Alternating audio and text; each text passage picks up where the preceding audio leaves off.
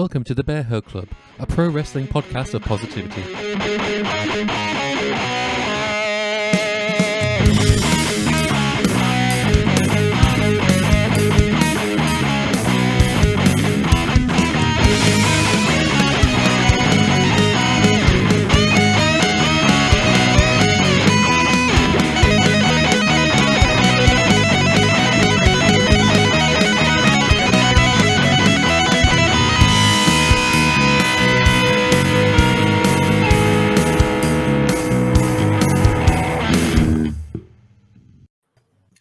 Hello, everybody. Welcome back to the Bearhug Club podcast, coming at you live on Wednesday night, Paul. It's Greg here once again, this time joined by Garrett. Hello, Garrett.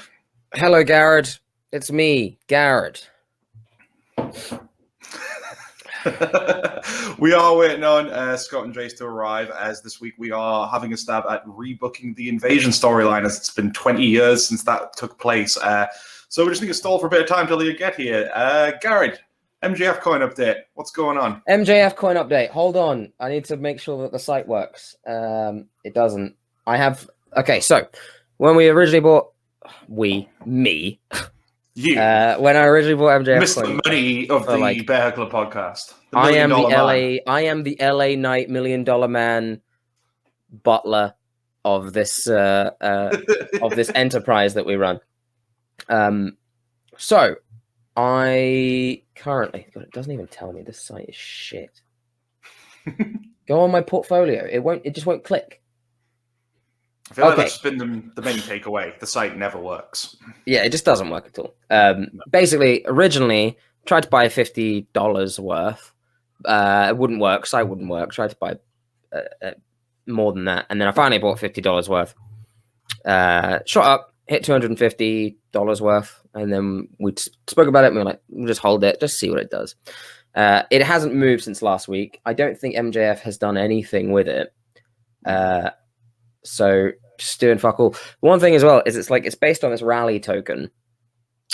All crypto is up right now. Right. All of it. Apart from this one. So I guess that's that. I don't know. There isn't an update, and I don't think we'll see any kind of update until he figures out how to make more money with it, which I don't think is gonna really come to fruition until he wins a title or something. Until there's like a big MJF is AEW champ in like. I don't predict that happens for like another year and a half. I don't think he's gonna. Yeah. He'll beat Hangman or something after a while, or he'll have a feud with Punk or whoever is there at the time. But it's going to be a while. I feel like, though, when that does happen, everyone will have forgotten, including him, that MJF coin is a thing. Yeah, 100%. We will. Well, I see. You will be the only one with the stake in it, at however much it will be at that time. Yes, negative. I will be the last person holding MJF coin. The thing is, there is one slight benefit while you have it is it rewards you with rally token, which is what it's based on. Hello, Scott. It rewards you with rally coin while you're there. Not much, like $3 maybe worth of it so far, which is, there's something. There we go. There we go. Audio he said he was going to make it a new thing, and he's made it a new thing. That would just baffle the fuck out of audio listeners. Is my podcast still working? There we go. Those audio watchers. Those damn audio watchers. Those audio enjoyers. Watching those wavelengths go up and down. Oh, wavy air. Best thing. Yeah. You fucking nerds. You dweebs. Scott, can you be the average audio listener, please? The like type thing. Average audio listener, average audio watcher. Greg, can you edit in there like really chiseled jaw on me or something? Sure. Yeah, just go into Photoshop, do like the morph tool or something, and just use the blob tool on my mouth and just make it huge. Yeah, yeah. Edit a Nintendo Switch in the background or something. Oh, edit his like wife getting banged by her boyfriend. What are we talking about? Welcome to the wrestling podcast. It is Wednesday night, Paul. I'm impressed you guys think I have that kind of editing skills. So We're challenging you, Greg. Oh, Jace just As Jace falls down the stairs. You okay, Jace? Are you with us? Oh, yeah, I forgot to get my stash of beer out the fridge, so I don't have to keep going backwards and forwards. Lovely. Oh, am I the only one? Chin, chin. Oh, I'm on coffee. Oh, Cheers. Cheers. Chin, chin. Clink. I'm on holiday, so I got the cheap ass wine in. Yeah, on holiday. Well, I went to Morrison's the other day and they had 18 bottles of Corona for 13 quid, so I got that. Summertime bargains. Anyway, moving on to this week, we'll just go kind of jump straight into it. So, as I said at the start there, we are tackling the Invasion storyline. It is the 20th anniversary this year, which is blowing my mind because this is one of the very first wrestling storylines I remember watching as a 7-year-old boy. Typically, it's viewed as pretty much the biggest misbooking opportunity of all time. You know, WWE had basically won the Monday Night Wars. They bought WCW, they bought ECW. So everyone's like, right, here we go. We're going to finally get the big WWE versus WCW storyline. And ultimately, it was just a huge missed opportunity because they kind of jumped the gun a bit too soon. Couldn't get any of the talent that they wanted because they were all under big money contracts to just sit at home and do fucking nothing. And then, yeah, it just was not what fans they wanted. And then to make things worse, like literally the following year, they brought in all the names that they could have had for it, but they'd already wasted the storyline. So we're going to have a go at fantasy rebooking the whole thing. It's going to work in a similar fashion to when we did our Supercard. I've given the boys what's essentially a big pay-per-view schedule of WWE versus WCW. And what we're going to do is each pitch our match ideas, and we're also going to pitch the storyline going into it. So we're trying to fill, rather than go through every single thing of this storyline, we're trying to just get like a little snapshot and how it would kind of come to a conclusion. How did you find putting it together, boys? I got to say, like compared to the Supercard, this one was a lot more of a challenge, I thought. This was very tough. Doing the research for this was very fascinating because I had to look up, of course, the rosters they had at the time and everything like that. WCW, of course, was amidst its like financial dismay. So some of the stars are very good, but the roster wasn't terribly big. So I did a lot of research because that era WCW is very much a blank spot in my wrestling knowledge, so it was good to look into that kind of thing.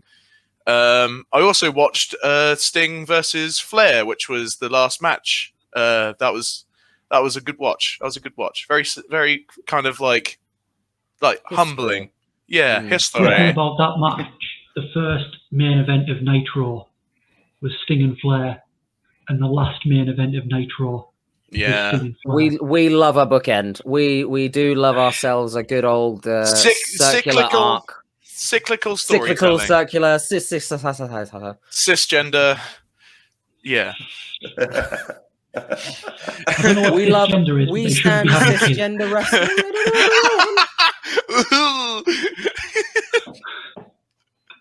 I saw that today on Reddit and I thought it was funny. I don't know what cisgender is, but I know they shouldn't be having kids. Oh.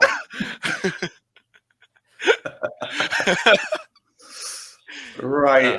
So anyway, the invasion angle. The invasion angle. Anyway, yeah, so as kind of Scott alluded to there as well, there is like a few additional rules there. So like I say, we'll be going through each match like we did last time, pitching our ideas, and then we have to vote.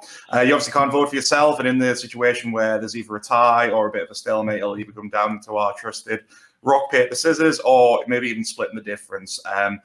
We were obviously allowing the use of the wrestlers that would have been under the big license contract. We're trying to go as open as we can. So obviously names like Hogan, Hall, Nash, Steiner, they're all available for us to use. We're not using ECW as a separate brand, but as they were obviously bought up by WWE at this point, including a lot of the talent, I have said you can use them within your booking as well if you want to bring up the roster.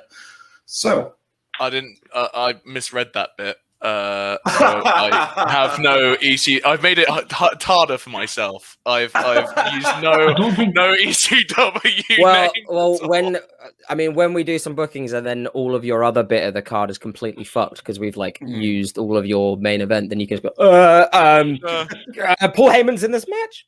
Tommy Dreamer, Terry Funk. I don't know. I mean, for my person, I did it. I kind of just stuck to the ECW guys who did actually go to WWE as well. So people like Sabu aren't there, or the Sandman, because they didn't really go there till the relaunch. Same. So I just kind of stick with that. But then I obviously did use the big name WCW guys. To kind of obviously that was kind of the point of it. Right, lads. Any questions before we want to get started? No. Boom. Can I go to the toilet? You should have went before we started, and you were late. Because I was going to the toilet. Then why didn't you go again? Fancy it. Right. Also, also for each match as well, I'm not necessarily looking for each one to have a storyline. If you don't have one, you can just obviously say, well, this is what I kind of do with it. We also want to know who you think would win it. Give a little bit of booking to it as well. So the first opening match would be a 6-way cruiserweight title, light heavyweight title unification match. Who would like to go first? I'll go first. Screw it. Chase, go first. Come on, who have you got for it? So this one was one of the hardest ones for me to book because I couldn't decide on who the 6 people should be. I kept taking people out. Like there was some people I've had them in the match and I was like, no, I want to use them later. This is what I found with it as well. I kept changing people all around the card. So my 6 are Dean Malenko, Perry Saturn, Eddie Guerrero, all right, Chavo Guerrero, Psychosis, and Ultimo Dragon. Ultimo Dragon. That was a solid one. Solid pick. And any storyline going into that, or is it just because, for this match, I've not really got one. Just kind of there. Well, it's I didn't really think of a storyline, but I've just you can sort of do you can have the Radicals, and their whole goal is they don't care which one of them wins as long as it's not a WCW guy. At the time, obviously, the Radicals were in WWE, but in the case of Chavo Guerrero, he was still in WCW. Yeah, that's true. At the time, so it didn't even matter who won out of them 3 as long as it wasn't one of the WCW guys. Yeah, no, that's absolutely fine. And who did you have anyone listed as the cruiserweight champion and light heavyweight champion going into it? I didn't have the champions listed. No. That's fine. I thought just David's choice. All right, it's Perry Saturn and Chavo Guerrero. They're the light heavyweight and cruiserweight champions. Nice. And who's going over in that match? Eddie, fair enough. And he's obviously on WWE side at this point, isn't he? WWE he's not side, defected or anything. That's fine. I'm not having any defections or anything like that. Well, obviously, too confusing. You could do backstory to this if you wanted to, but that's fine. That's if you're going that way. Should you want me to go next? I've got mine lined up. I'll go next. All right. That's my defection. I'm defecting to another podcast. Wait, hold on. Thanks, Scott. Say that again. The lights have gone out. By God, Greg was getting ready to do his. Whoa! It's Garrett. And I'm by back. God. God, I'm too bright now. Shit. Glorious. No, I won't give in. I won't give in till I'm victorious. You need to get a bit of sun there, buddy. I can't spin anymore. I do. I'm so Bobby pale. Roode used to be cool. All right. My 6-way ladder match is Rey Mysterio versus X-Pac versus Kidman versus Chavo versus Malenko versus, I was going to say Guerrero, but the other Guerrero, Eddie. Oh, I thought you were going to say Hector. He's also there. Vicky. Just watching. Vicky is also there watching. Chavo Senior. Also up there with the titles is Dominic. Don't think he was born at that point, was he? I don't remember. A glint. He's up there as well. He's up there as well. Sperm. I don't really have too much of a story for this. I'd probably have both of the Guerreros go in as champs, respectively, and then I would have I'd probably have Mysterio win because he's Rey Mysterio and it'd be big with kids, and it's a good opening pop as well. Rey Mysterio. I remember Rey Mysterio being huge when I was that age. What was I, 5, 6? I vaguely remember being that guy's got a mask. He lay big and purple. Wow. Wow. Who is he? We don't know.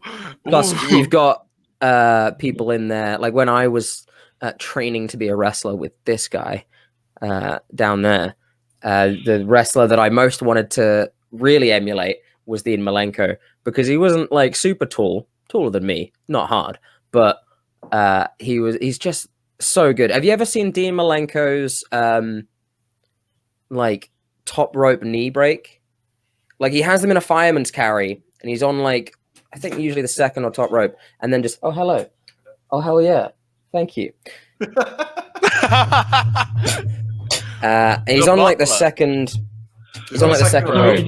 Has him on the fireman's carry, and then just like jumps down and gives them like a backbreaker. It's so good. Anyway, Gary, we need to start getting your brother to just deliver your food in different costumes every week. Give him the Cameron Grimes. What's he going to be this week? Yeah. Give him the Cameron Grimes. I'll go full LA Knight, and I'll just have him come in like butler attire. One week and. Brilliant, thanks guys. Scott, why don't you take us through your one? Okay, hear me out for mine. I think I was this was of course the last match I made, very much like you guys. I was chopping and changing the entire way through. I had about 13 to 14 drafts of it, and the final draft I made of it, I was drunk last night. So I think my booking of this match reflects this in a way. So we're starting off with Hurricane, and this, and then it's Eddie Guerrero, Chavo Guerrero, Rey Mysterio, like all of you. I also went for Hardcore Holly and Spike Dudley. Nice. There's some interesting choices there. You got anyone going in as champion? I'm gonna say Hardcore Holly and Chavo. Solid. I mean, would you have said Hardcore was part of the light heavyweight division? Oh, I said maybe Crash. Crash. I'll change it to Crash. I'll change it to Crash now. I don't know why I always thought Hardcore Holly was a little boy. No, fucking unit, man. maybe I've just been looking. Yeah, no. Like I said, I had a couple beers and I wrote that down. I'll say Crash Holly then. Crash Holly is champ going into that, and I would say winner coming out of it. It's got to be Eddie. Come on, we love Eddie. Eddie's a good boy. I'll even have him do like a post-match celebration with his car that goes up and down a lot.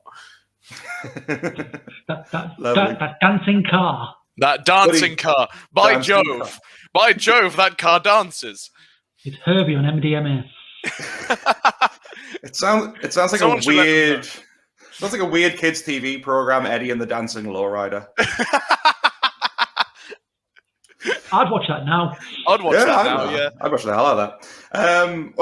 I mean, I think we've all kind of gone along very same lines. So for my 6-way opening match, I've gone with X-Pac, who's going in as the light heavyweight champion, versus Taka Michinoku versus Tajiri, and they're all on the WWE side of things, versus Billy Kidman versus Rey Mysterio, who's going in as Cruiserweight champion, versus the Hurricane. Again, like you guys, there isn't really much of a story here. It's just like a cruiserweight match is like always one of the best ways to kind of kick off a big show like this. And I'd have Billy Kidman walk away with the belt, so that's like 1 point to WCW. A good shout. Who are we voting for then? Tell you what, I'll give my vote first because I really like Tajiri, and was it Keiji Muto you did as well? No, Taka Michinoku, but Taka Michinoku. Taka's amazing. You have the drive. Yeah, I'll go Greg. I was thinking Greg as well. Like Garrett, you had me at Tajiri and Michinoku.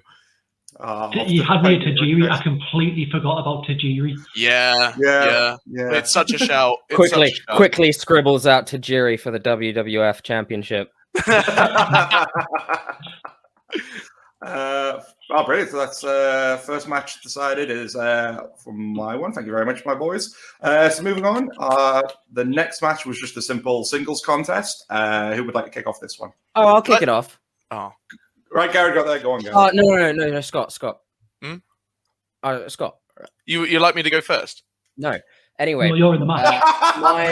my second match would be you'd have this fun like high flying at like over the top opening in this 6-man ladder match, and then you just have two just behemoths, right? Two like top of their game. Well, one of them was top of their game, probably not at this point, but I would put Kurt Angle against Mr. Perfect. Oh, It was. I knew I was putting Kurt Angle early on, right? Yeah, Because he's Kurt Angle. And then the second, like his opponent, I was thinking there was a few people. But then I thought about the story that they could tell, and just like I'm imagining the build up to this just being like kind of a little bit goofy, you know, a little bit Kurt Angle-y. But in the end, it's just like putting on a clinic, as they do. You know, the perfect wrestler against the Olympic champion. Easy money. Who would I have go over? Who did I have go over before? Who have we already had go over now? We had Kidman go over. You had as a group. Went over, and it changes it now. At one point, I mean, what we could do is like obviously say our winners for the ones we picked, and then once we go back to the card again, we can change it depending on if we want to rebook. I would say Kurt. You want Kurt? Kurt's going to go over. It's tight though. He probably gets it in a roll up at the end. Not gonna lie. Yeah. No, love it. Scott, go on then. We're fighting there. Very much like Garrett, I want a Matt Clinic that also has Kurt Angle in the match. But instead, I'll have him face Lance Storm. I'll have it be a proper American mat wrestling. I was gonna say Lance Storm. I was genuinely putting Lance Storm as well because I think he is so underrated. Yes, he isn't on the rest of my card at this point, but I fucking love Lance Storm. I love Lance Storm too. I want it to be like yes, technically an ECW guy as well. You did it. Hey, without realizing. Thank you very much. Was he ECW at that point? I think when they did the Alliance storyline back in the day, he was might have been more on the ECW side of things. I'm not entirely sure. Yeah. Well, he was the first one to ever have a match or ever have a run-in, right? In the Invasion angle. I think he was the first one ever. And that's... Sorry, what am I doing? I like Lance Storm. Continue, Scott. Thank you, Garrett. So I want it to be basically American traditional mat wrestling, Olympic style, versus Canadian mat wrestling. That kind of screw it. It's like WWE at the start of the century. Just have it be like a America versus Canada thing. Like I would like that. That'd be fine. As long as Lance Storm went over, I'm fine. Solid. So you're going with Lance Storm for that winner. Is he WWE? Is he WCW? Yeah. Obviously. Yeah, that's fine. No, which will give WCW an initial 2-0 win. Indeed. It's like, cracking on. Indeed. Jace, from you go, or would you like to go? If you want to go, you go, Bob. I'll take it. So we've obviously Garrett and Scott have gone for a bit of the Matt Classic kind of angle there, which is very good. I've gone for a bit more of a, I guess, like a proper slugfest. So I've gone for William Regal versus Fit Finlay. Ooh. So if you've ever watched this stuff in WCW, it was essentially, they was shown British Strong Style before British Strong Style were probably even wee lads. Proper, like, absolute brutal matches. Like, usually if there was a crap WCW card, their match would be kind of the highlight to kind of make you want to watch it. But the storyline I had going into it, I'd actually do it as the Battle of the Commissioners. So I'd kind of follow the real booking, what happened back in the thing where Regal was placed as the commissioner during the invasion. And when WWE's attack, it's quickly revealed that Finlay has been brought in as the WCW commissioner. So the bulk of their feud is just like in the invasion, is backstage politics, each one trying to one-up each other as they make matches and announcements.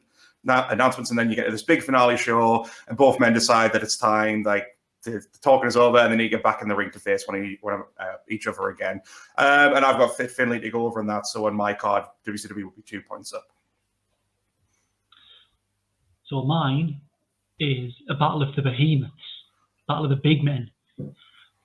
I've gone for, because we'll have had the Cruiserweight match, high flying, high energy, high octane. You need a bit of a slower match to bring that energy back down a little so the fans don't get burnt out. So I'm going to go with Kevin Nash versus Kane. Okay. But I think, because you can bring into it the whole fake Diesel, so if they could play that into a story.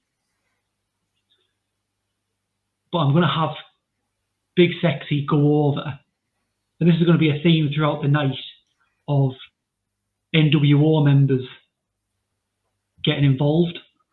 Okay. Not getting involved like physically, but like just having their presence at ringside or something just to try and give them that little bit of an edge. I can see Big it. Sexy going over Kane. Okay. Okay. I like that. I like that one. Right. Well, I'll cast my vote first, and even though it's gonna screw up one of my main event matches, I think I'd probably go with Garrett's on this one for myself. I thank you. It's the right decision. I can't vote for my own, so and I think my interruption in his description is pretty much telling of what I like. So I would vote for Scott because I quite like Lance Storm. Okay. And since I can't also vote for my own, and because his had Kurt Angle in it, we've got to vote for Garrett. Well, just to be awkward, I'm just going to go vote for Scott so it's a tie. All right. All right. Respect the whole. Here we go, Scott. You ready? Scissors first. Yeah. Of course. Count it. 1, 2, 3, shoot. He's behind, so it's fine. 1, 2, 3, shoot. Oh, fuck. Oh, there we go. So that was Scott with the win there. So that was Kurt Angle versus Lance Storm. You said Lance Storm's going over? Yes. And I tell you what, I'm going to even pay homage to. He's over here. Jace a little bit here. I'm going to have the NWO do a bit of shenanigans as well mid-match. But won't cause the finish, but their presence is felt. Lovely. Brilliant. So next up was our tag team match. So it's just a standard 2v2 tag team match. Jace, why don't you take us through yours first? So mine, I've been debating, because there's 3 tag matches on the card. I've been switching them about all day.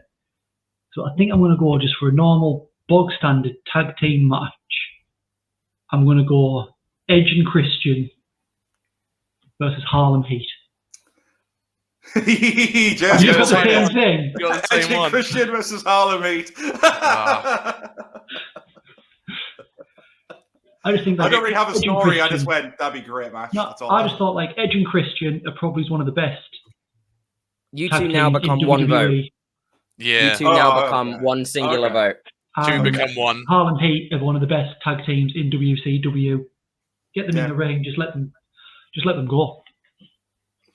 Especially with no same reason in here. if you've got Edge and Christian there with their, if you've watched any of Table for Three or any documentaries about Edge and Christian, in the pitch meetings for the TLC matches, you've got Bubba Ray was pitching ideas, Devon was silent, Matt was pitching ideas, Jeff was silent, but Edge and Christian were both pitching ideas. So I think if you have them two with Booker T and Stevie Ray, you've got something magical. Oh, absolutely. Who have you got going over for this one? I've got Edge and Christian, I believe. I also had Edge and Christian. Yeah. So on my card, This is rigged. This is rigged. I'll take it. You don't have the same one, Garrett. I don't have the same one. What do you have, Scott? I have the Steiners versus the Dudleys. I know. Hold on. I'm sorry, got you that don't. later match. You know, because you don't know, because that's what I have. You're kidding. You're kidding.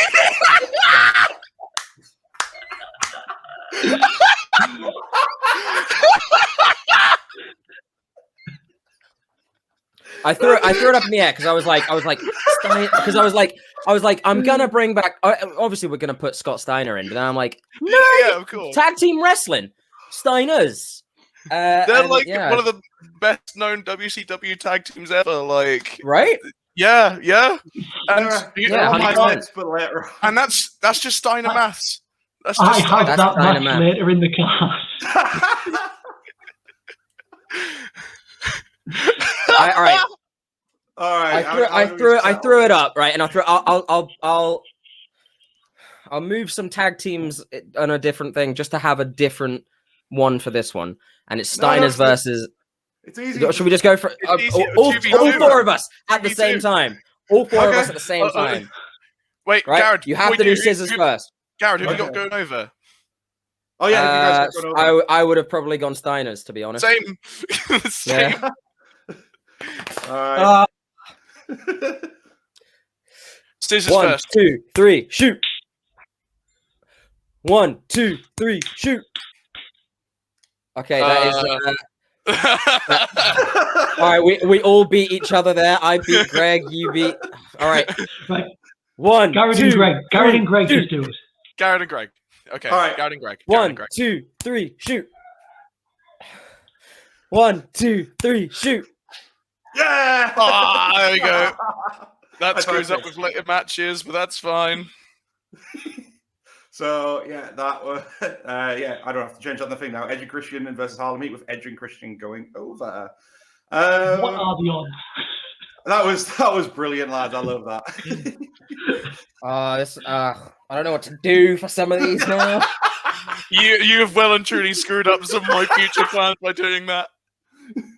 Oh no! Because mainly as well because like some of those singles guys I can't. I tailor-made a match later for Harlem Heat, and it's fucked.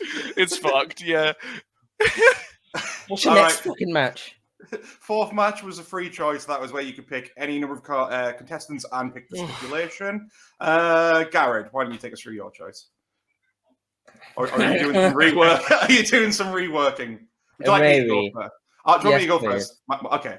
So for my free choice, I thought this would just be a nice little break match, and it allows you to get a lot of extra talent on the card. I'm going with a 10-man Hardcore Championship Invitational, where I've got Rhino entering as Hardcore Champion versus Raven versus Tommy Dreamer versus Crash Holly versus Hardcore Holly versus Sean Stasiak versus Chris Canyon versus Chuck Palumbo versus Sean O'Hare versus Norman Smiley.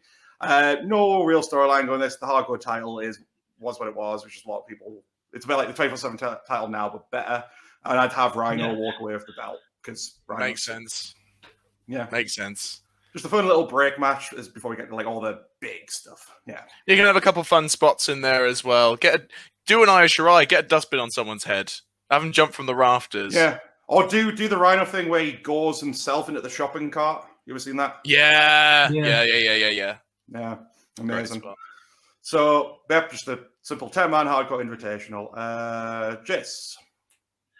See, I'm going to have to rework this one because one of the people in this match has already been used. Okay. But the person I want to change him with, I'm not sure whether he's allowed. Go through it, and we'll. I am going to allow a little bit of bending because obviously we are fucking with the timeline because there's a match very later on which could prove controversial for me. But I think so just go for it. The original match, I was going to have like sort of the ultimate like baby face of WCW, and that's DDP versus Kurt Angle, who at the time was like they were very much like Olympic hero. So I thought ultimate like big baby faces. But then, because Angle's already been used, I think I'm going to trade Angle for, if he's allowed, for Shawn Michaels. That's fine, because Shawn Michaels I've got later on. Okay, so I'm having Shawn Michaels. It's fine because I have versus it. Michaels. Okay, And so this one, I'm going to have Michaels go over, but once again, the NWO is going to get involved, but on behalf of Shawn. Oh. He's not defecting to WCW, but this is going to be like the NWO's fuck you to DDP for not joining, and it's going to be Yeah. a click. Yeah, that makes sense. That's kind of good. That's kind of good. That's good. Scott, what have you got for this one? I've gone slightly out of the box. I've gone for a submission match. Simply put, one of the people there is Dean Malenko. The other person I want to stress is a young up and comer who from WCW at the time. I think a very good thing to do at an event like this is to strap a rocket on a star with a lot of potential's back. It's Ric Flair, isn't it? It's not a young up-and-coming Ric Flair. No, a certain AJ Styles, who happens to find himself on the WCW roster at the time. Very young, start of his career. Pre-TNA, I know it's pre-TNA teething AJ Styles. He's very green at the time. But we all know he has the capability, he has the talent, and it was all there. He just needed to tap into it in TNA. I think if the Invasion storyline had gone well, Styles might not have needed to go to TNA. Strap the rocket on this guy's back, I say. Submissions match, and Malenko win, but Styles will get very, very, very close. Okay. No, I mean, that would be very interesting, especially looking back in hindsight, for sure. Garrett, have you managed to fix yours yet? Not really. What I've written is my brain was like women, and then I was like WCW, no women. And then I put Trish Stratus in a putting on more clothes match. Because for what I remember, there was a bra and panties match in the Invasion pay-per-view way back when. Yeah, probably. Yeah, there was. It was Trish. Remember when that was a thing? Casey and Tori. Yeah. No, you know what? Here's mine. It's a backstage segment where the McMahons, because the worst part about the Invasion is it was all about the McMahons, right? They arrive in their limo, and then I don't know, Bischoff blocks their door. Can you stop growling at me because you want my dinner? I'll give you some dinner. Here it is. There you go. Stop growling at me. Bischoff has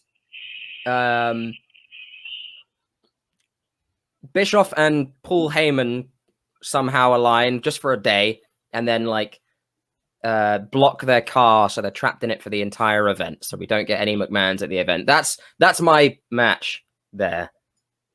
Cool. And they're all just Bischoff and Heyman trying to hold the door closed. Yeah. Okay. And they all put on more clothes. Yeah, they all put on more clothes. Stephanie puts on some trousers instead of one of them dresses that nearly has her ass out. Oh, she keeps the dress on, but puts the trousers on underneath. Over. Yes. Over like and overalls.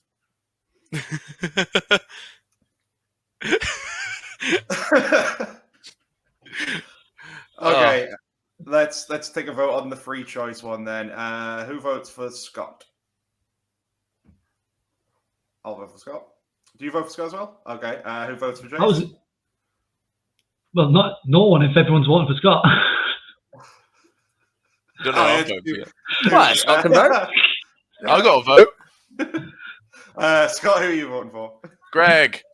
It's weird because it flips it. Jace, who are you voting for? I was going to vote for Scott. I'd love to see that match. I'd love to see that match now. For sure. Yeah, I think that's fair. So Dean Malenko versus AJ Styles in a submission match. Brilliant. Through. And you said I think you're just using this power of hindsight. You know what? That match would be booed out of the fucking arena. It's got Malenko in it. You can't look at it. At first, I was thinking AJ and Dean, brilliant, but AJ didn't really become a submissions guy till he went to Japan. He's got the calf crusher. He's got the. But he didn't really use that. He didn't really use that before he went to Japan. That was what was throwing me off. But then I thought it's AJ Styles. Yeah. He can It's too do late now. anything. He's on the card. He is literally phenomenal. It's in his name. Yeah. You don't get things in your name just because you want them. This isn't pro wrestling. Right. You can literally go right now to Deed Poll and you can change whatever you want about your name because you want it. All right. So yes, you can get whatever you want in your name. You Prick. can't get anything. All right. The next one is a WWE Let me tell you WCW something, Tag Team brother. Title Unification Tag Team match. So, fuck And you. you also had a free stipulation choice as well. Would you mind if I went first? Because I feel like you guys might go along similar lines again, and mine's kind of go on. does. So, Yeah. this is the match where I had the Steiner brothers, but they're going up against Jeff Hardy and Bubba Ray Dudley. What? Okay, interesting. So I've got a Just so you can backstory get for it this via one. TLC. No. I like the stipulation is a tables match. So it's in Bubba's wheelhouse at least. But yeah, I have a storyline and backstory to this. So obviously, with the invasion, Steiners come in. They're essentially a powerhouse team. So why do you book that? Have them have the WCW title straight away. They just constantly squash tag teams, like barely like ever have to go a long distance. They're just completely dominating. Isn't long before they get the WWE title, so they're holding both belts. And then they kind of up their ante then, so it's no longer just squashing tag teams. They're like beating tag teams up backstage, which is how both Matt Hardy and Devon get injured before this match. So Bubba Ray and Jeff are like, we could try and take them out for WWE. We could get the titles back. And that's what leads to this match. And then this was a way so I could have at least a Hardy boy and a Dudley boy on the same team. And you can kind of like build the match around that as well. I felt like that these two guys have got history. Can they get along? It'd be quite funny watching Bubba go, Jeff, get the table. But Can I add to this? Yeah. You know when he does the whole Devon get the tables and Devon get your own damn tables. Yeah. We have Jeff do that. Yeah, you can have Jeff do that. He's like, I don't get the table. Or Jeff's like, yeah, get the table. Goes under the ring, but it's Jeff Hardy. He gets a ladder. Exactly. Yeah. And then you can just work it up cool ways like that. Yeah, like imagine them try like doing each other's like tag team moves, like they go for a 3D.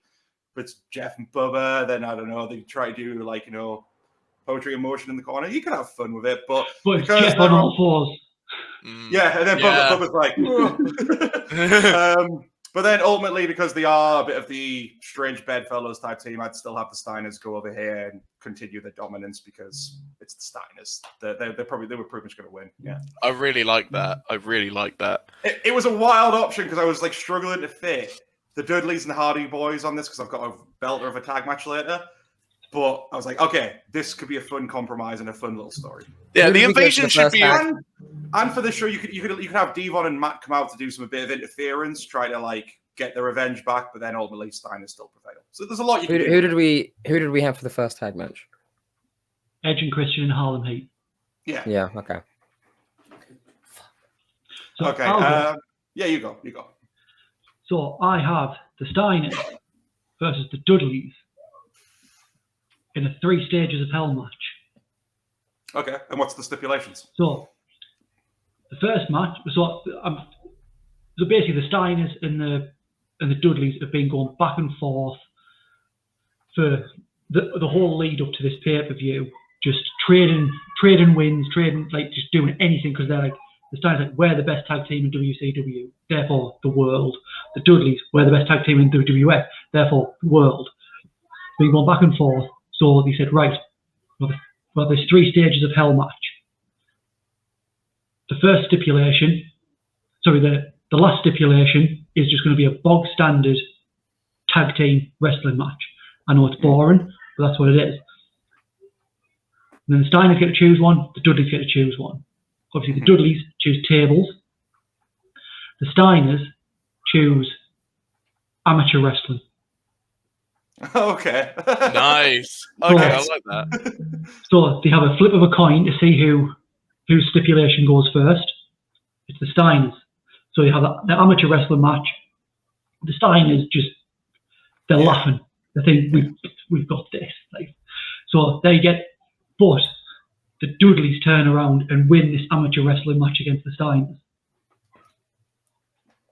As soon as they heard, they were like, right, that's it. We're 18 hours a day in the gym practicing practicing with their amateur wrestling. But because the Steiners aren't sweating it, they haven't been practicing. They've been going partying and kissing biceps and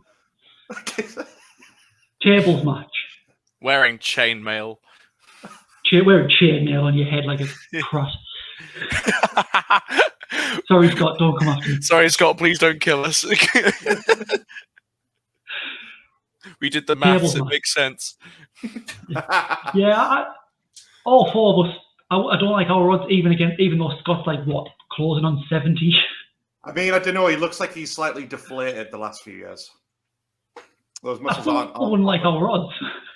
Is this an official challenge to Scott Steiner, Jace? No, I've just said I don't like our odds. The numbers spell disaster for you. So anyway, tables match. So this is where the Steiners win the tables match. Mm-hmm. Again, NWO. Scott was a big part of the NWO. So they come out. Both the Dudleys go through tables. Mm. One, I don't know how Bubba Ray's going to go through one. I just know Devon's going through because of a Frankensteiner. Okay. So you've got your bog standard tag team match to finish it. Uh-huh. The Dudleys, they're hurting. They've gone through tables. But because by this point, because the NWO has already interfered, a lot of WWE guys have come down. They're not surrounding the ring, but they've chased off the NWO, and they're sort of in the crowd, sort of just keeping an eye out. And this goes back and forth. This tag match goes for about 20 minutes. It's going to be a long one. Just near falls, almost trading finishes. And then eventually, they hit the 3D on Scott. Need to get the pin. Rick breaks it up. And then they hit a 3D on Rick, onto Scott. Get the pin. Dudleys go over. Nice. Solid, real good. Solid. Real good. Solid. No, brilliant. Scott, Garrett, which one of you would like to pitch? Was this one that you had to scramble together as well? Yes. But I think I got it. All right, you go, Scott, then. You take it. The Hardy Boys, who I initially had for this match, but I had to swap out Harlem Heat, sadly.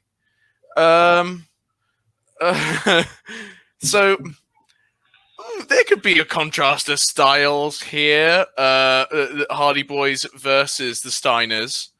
It will be brothers versus brothers. Brothers versus brothers. It will be an absolute clash of styles as to not.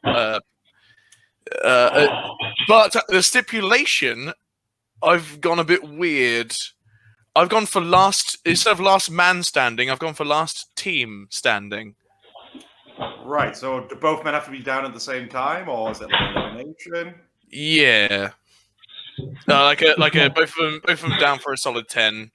Okay. And I'll have the Steiners basically be like the Braun Strowman versus Sami Zayn style of match, where it's just like, small man, get back up.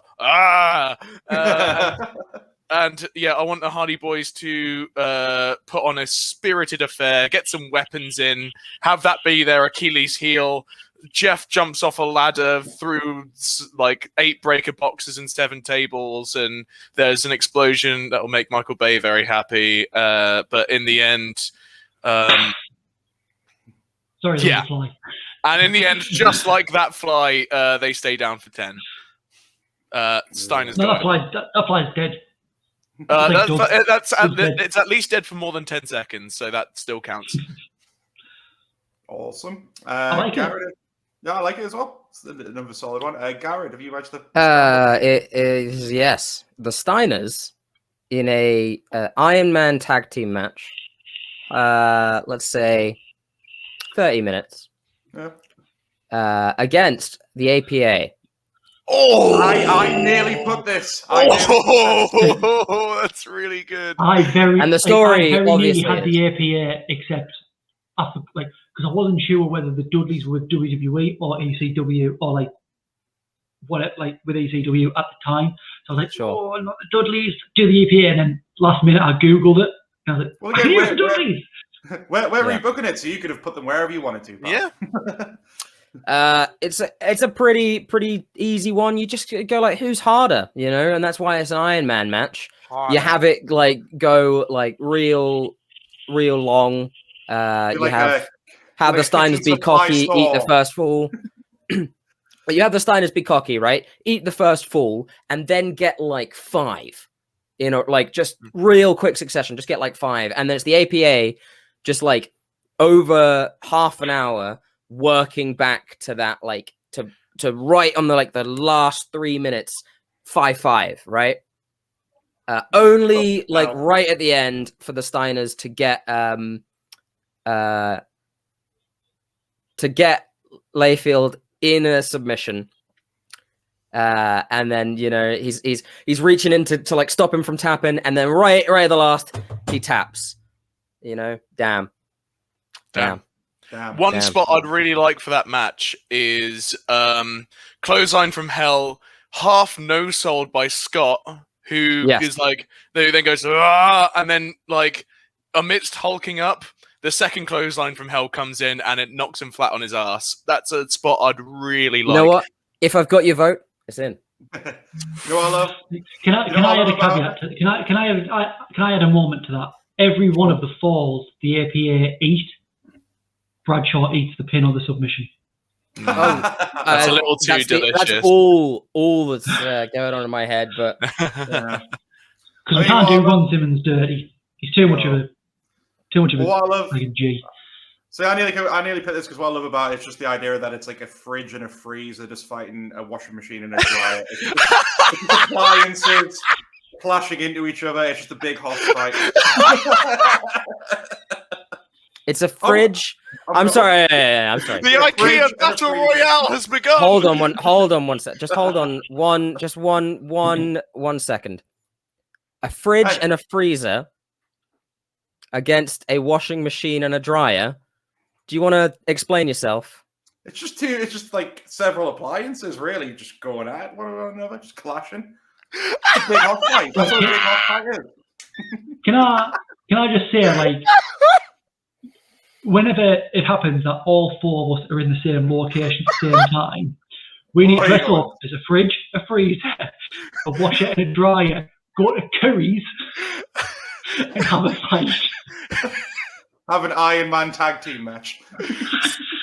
Yeah, but I just know that I'm gonna be like the Spike Dudley mini freezer, or mini fridge, and I'm just gonna be the one taking all the bumps.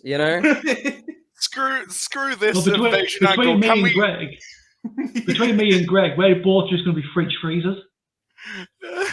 Can we just book just a kitchen appliances WrestleMania next episode? Oh my god, that's so funny. A match I would love to see: Toaster versus George Foreman Grill. Bring it on. You talk about David and Goliath, table versus chairs, tables versus chairs. Well, to be honest, it's WWF in the early 2000s, so they'd probably book a Toaster versus Bath match. To be honest. What? There's no one else there. Very good. What? Very scared special Let's save guest on Pyro. referee. Quick, just a referee like push the toaster in the back. Bang! I think we need to move past this and put our vote in. So yeah, Steiners against the APA. Yeah, there's one vote for Steiners APA. Steiners APA. I'll vote for it as well. Hey, Babby. Hello. We have a baby. What does she vote for? Who's all these crazy guys? Hello. This is a very stark shift from the Toaster talk. Oh God! Tears streaming down my face. It's going Right, completely so that- wrong. Right, that's restart two the votes. vote Okay, Steiners, APA. again. Jeff Hardy, Bubba Ray, and the Steiners. Oh, that's so close between you two. It's so close. I really like them. I might have to. I'm gonna switch. Changing? I'm gonna switch to Switching Greg. your vote. I'm gonna switch to Okay. Greg. I'm gonna switch to Greg. Hardys versus the Steiners? Oh no, it's Dudley Boys versus Steiners. Dudleys and Steiners. Yep. 3 stages of hell. Yeah, I'll go for Okay. that. It was well thought out. He's thought about it for a while. It was very good. He's got no way out. So I think that means I won that one, didn't I? There's the appliance match think it was- going on at Jace's house. It was a tie. It was a tie, I think, wasn't it? Hey, No, yeah. Scott switched. Stop opening things. It's really close in my head. I think. Okay, Whatever. Scott, your decisive vote, is it going to be APA and Steiners, or is it Jeff and Bubba versus the Steiners? It's your vote, because you keep switching. You've got to decide. It's really tough. Both of them are very good. I'm gonna go with Garrett. Nice. Oh, these Southerners sticking together. It We're was I'm further away from Scott than Scott is to you. You know. that is kind of true. Devon is so far away. Yeah, Do- I'm do right either where of you live where north of Scott's south. Corner? No. Then you're- I live south of everything. Nothing is. He lives south of me, and I live on the coast. Yeah. Well, now that that's settled, match number 6 was another free choice. Who would like to take the lead on this one? I will, because I've Go moved for it. people around, and I will do. Mr. Perfect is back. He's back, everyone. Mr. Perfect is back, Yay! and he's fighting Triple H, who isn't injured. That's fine. I've got Triple H later on as well. Bye. Yeah, I've also got Triple H. Bye, Becky. Goodbye, guys. Good night. Bye. Bye. Um, They're gonna grow up to be. I think that's only the second time she's been on the pod. Yeah, she's gonna grow up to be the most cursed wrestling fan, because we're gonna make it so. what was my match? Triple H, Triple H, Mr. Mr. Perfect. Triple It's- H, Mr. Perfect. Does it write itself? I will say that it does, and you guys will go, yeah. It writes itself. That's it. That's fine if that's all you got. Who's winning then? Who's going over?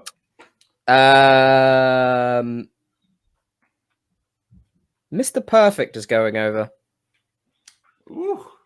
Yeah. Very interesting. Okay. Yeah, I thought about this for a very long time. Okay. Okay. No, I mean that would be a really good match. I would definitely pay to see that. I'll take it next. I'm going with a tornado tag street fight. It's Vince and Shane McMahon versus Eric Bischoff and Diamond Dallas Page, with Mick Foley as the special guest referee. Ooh. I honestly thought He you was were gonna he was say a special Eric guest Bischoff referee for 2 and matches Ted on base, Turner. wasn't he? Wait, what? What was that, Chase? I thought you were going to, when you said Vince and Shane, I thought you were going to say Eric Bischoff and Ted Turner. Billionaire Ted, let's get him in. No. Like I knew I wanted a Vince versus Bischoff match on the card because I mean it's the big WWE versus WCW that have to fight, but just having the two of them do it, it wouldn't be that great. You need someone in there to kind of help the match along. Shane can kind of go and he'll do some really daft shit, and then DDP is a good workhorse and he is one of Bischoff's boys, really. So kind of made sense. Right itself, you just draw upon their history of the Monday Night Wars and obviously this big invasion angle because Bischoff would be leading it, of course, and Vince is obviously leading it for WWE. The reason I put Mick Foley in it because I tie into the real life story of how he was unceremoniously fired as commissioner at the end of 2000. But then on top of that, he's also obviously got a bit of a bad history with WCW. So the whole thing in the match is like, is he going to call it down the middle? Is he on one side or the other? You can have all the crazy stuff. Obviously, have Shane hit coast to coast on Bischoff. Maybe that's how Vince can get the pinfall for him. Even if you want to have it like this way, I thought you could have like like someone DDP gets in Foley's face, and that's when he hits the mandible claw and DDP kind of helps them a little bit win the match. So yeah, that's just to get that Vince versus Bischoff match on the card, and obviously they'd have Vince and Shane go over because it's Vince. Nice. Okay. I'll go. Yeah, George. go Do you for want to go, Scott? You go. Yep. Okay. So mine is possibly the match that every fan ever of wrestling wanted to happen, and it never did. The Undertaker versus Sting, Hell in a Cell. Okay, I've got this match later. I also have this match later. I also have this match later. I wonder what we will vote for. So I wasn't. Okay. I'm not 100% on the stipulation yet. I'm torn between what stipulation, but I'm going to go with Hell in a Cell because I think this Hell in a Cell needs to be like somehow they need to do it where it's like a last minute, right? It's Hell in a Cell, and it's going to be because of the amount of interference by the NWO. Again, those dastardly NWO. And this is like when I would have this later in the card, but okay. Before you finish, because we've all got this match, how about we make this round? We've all picked this match. We then just have to pitch our scenario. Oh, stipulations. And stipulation, and we'll vote on it. And then that way, we still get the match, but we're voting for. We're voting on stipulation. Story, stipulation, that kind of thing. This will be our Undertaker Sting match. Yeah, so whatever match you had here, just flip it with wherever you had Undertaker and Sting on the card, okay? No. I'm not moving Triple H versus Mr. Perfect to my main event. You can. Well, that's main event material. Shit, you had Undertaker and Sting as your main event. I didn't have them as my main event. Right, we'll still. I'm sorry, but it's like all four of us had this. This is a main event. This is the highest grossing pay-per-view of all time type shit right there. I think my main event at the time eclipses Undertaker and Sting. I mean, there are a couple of little tweaks. You know, I'm sure a couple of people have got something else that I might have as well. I'm sure we were going to go on something. I think with the quality we had at the time, and even like back in 2001, you got to think like even though Undertaker and Sting were big names, the idea of this being a dream match wasn't that much of a thing then.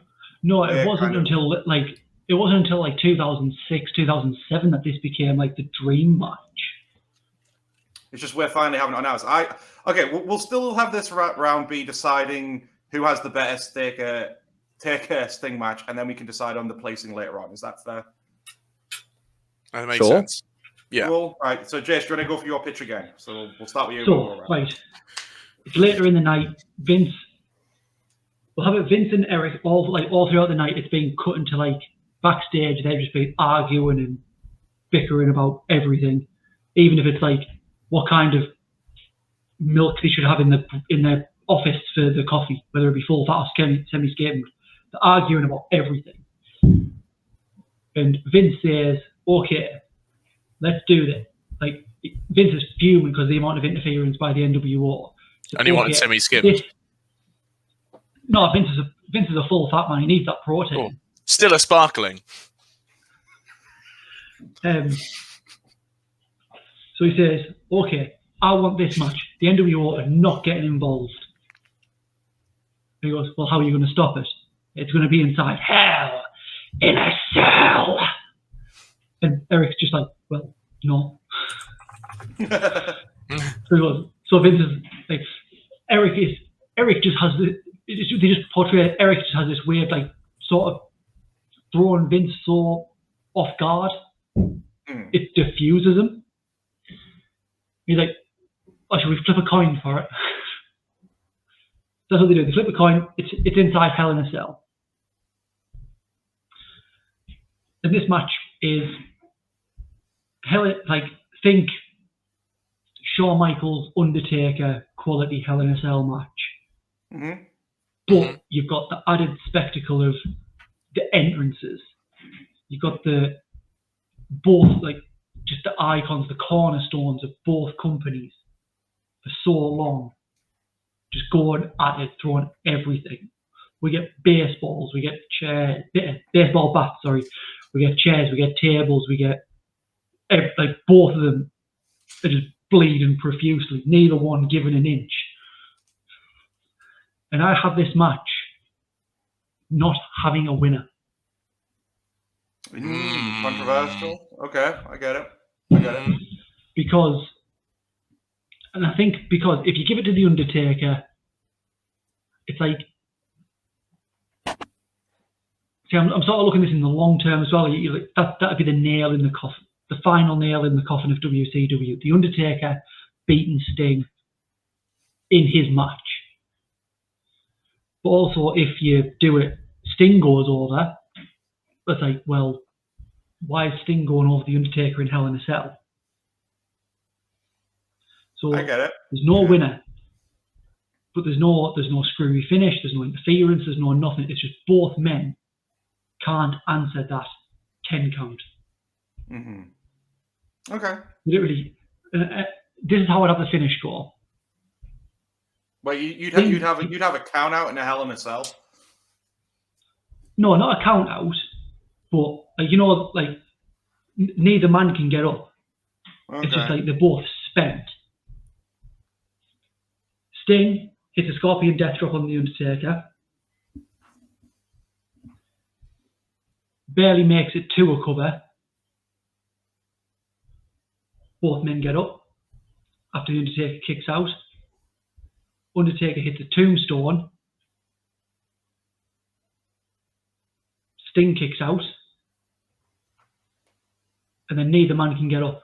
That's it, they're both done. They use their last bit of energy to deliver the tombstone and to kick out. That's it. That's how the match ends. Okay. All right. I listened to that. Do you mind if I quickly run through mine? I've got it. Go for it. In nicely run. So this was originally going to be my 8th match on the card where we had the free stipulation. I went with Buried Alive. And the reason for this is because I'm planning for the future with this as well. So basically, for the most part, this writes itself, even though... Eighth match? Because the 8th match was a singles match, but it was free stipulation. Remember, we've swapped stuff around. Yeah. Oh, shit, yeah. Yeah, because we're still on the 6th one, but we're all just pitching this one, and we'll figure out the ordering later. Anyway, so I'm kind of going for long-term booking. Again, even though obviously we said, though, this wasn't ideally a dream match, it would still be that dream feud people wanted. But what I do for the build throughout the whole invasion angle, they never have a match together, but you can have them maybe in tag matches, multi-man matches, and it is building around of who is the more loyal guy, because they were each loyal to their own respective brand. So that's how you kind of build it. You get to this. The big thing with this is that Undertaker would be the American badass going into this match, which he was in 2001. And Sting would obviously just be in his full Crow icon regalia. The match would obviously be great, and it's obviously a big gimmick match, which obviously Buried Alive is still quite a big thing then. But of course, the big thing with Buried Alive is Undertaker doesn't win them. So I'd have Sting go over here because the idea is we want Taker to, even though I love the American badass, again, a lot of people didn't like it. The dream match is obviously you want to see the dead man versus Sting. Yeah. So we have Sting win here in order for Undertaker to go away for a while and set up the return of the dead man. So maybe this is like at the end of the year, goes into the Royal Rumble. You have the dead man tease come back. Then it builds to Sting versus Taker at WrestleMania 18. Yeah. We go to 2002. Taker gets his win back there. Mine is incredibly similar, but instead of Buried Alive, I went with a casket match. But I have also Sting going over, and basically the exact same thing, where eventually we get the dead man back. But Buried Alive, I think, especially since kayfabe was a bit more of a like a proper thing back then, Buried Alive would make the gravitas a little bit heavier. So I'd have that over the casket. I'll actually just kind of like already say like, yeah, that's my one. I'd have the casket, but I'm okay with the Buried Alive. I'm okay with that. Awesome. Garrett, what would your build stipulation be for the two of them? Given we've kind of took your main event where you're muted. You're muted.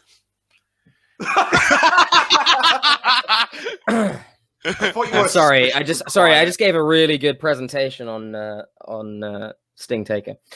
Anyway, obviously, you've got American Badass Taker. Here's what I would do. I would, have them fight a few people as the invasion happens. They're not really doing anything too big. Badass Taker's just killing a few sort of undercard wrestlers, squashing, blah, blah, blah, blah. And we haven't really seen Sting yet. But we'll have some spooky shit start happening during Taker's matches. Just some basic lights flickering, whatever, it goes on and on to the point where you have midway through a Taker match, or he's about to pin someone, doesn't matter who it is, and the Titantron comes on, and it's just a house, and it's like, why is there a house? And it's like a following camera. It's like almost handheld, right? And as someone goes in, you're like, this is a weird kind, almost spooky house, but it's a nice house.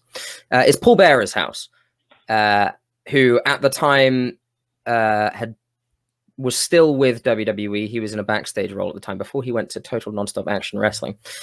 Basically, my plan is I would go and have Sting be a Healy boy, and I would have him basically do the Joker before the Joker, where he comes in and films himself beating the shit out of Paul Bearer and his family, because it's 2001.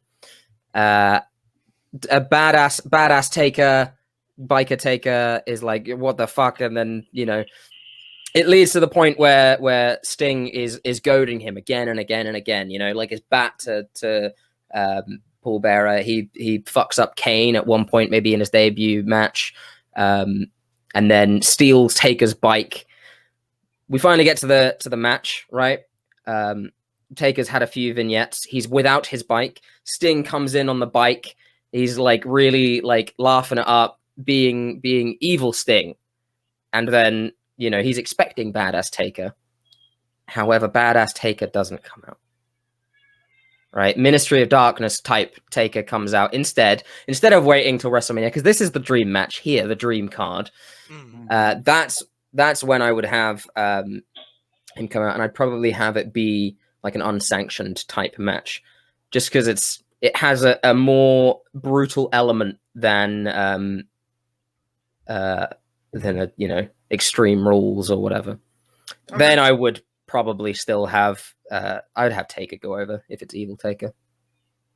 Fair enough. Nice. All right, I think some solid pitches there. So this is the hard part, and then it's going to be hard having to reconfigure the list, but it's fine. All right, we'll go with who wants to vote for Jason's Hell in the Cell idea.